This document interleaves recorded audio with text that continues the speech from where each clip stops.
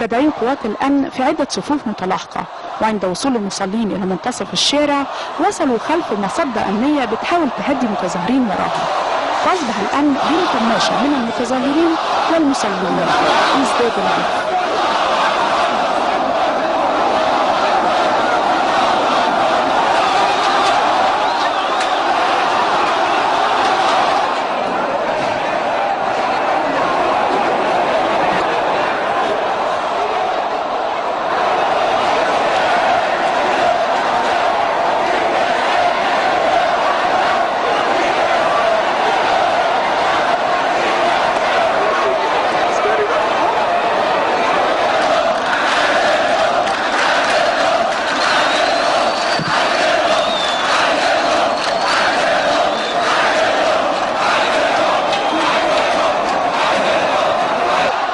بعد وقوع أول مصدة للأمن هرول المتظاهرين عائدين في اتجاه الكنيسة، وهناك تصدت لهم قوات مختلفة من الأمن.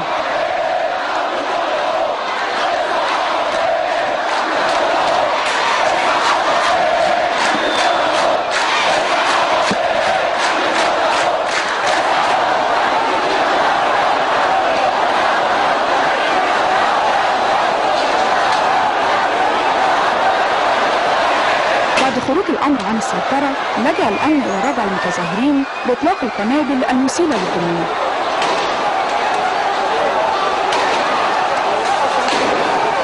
تفرقت الجماهير إلا إنها عادت وتجمعت مرات ومرات، وفي مرة منهم اقتربت جدا من أبواب الكنيسة، إلا أن الهجوم استمر على الأمن وليس على الكنيسة.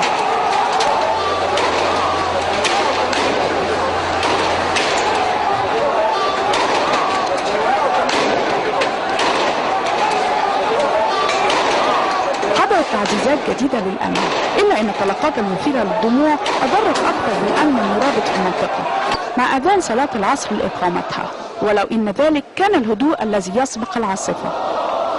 فبالرغم من محاولة المسؤولين ورجال الدين لتهدئة الموقف، إلا أنه عاد واشتعل من جديد.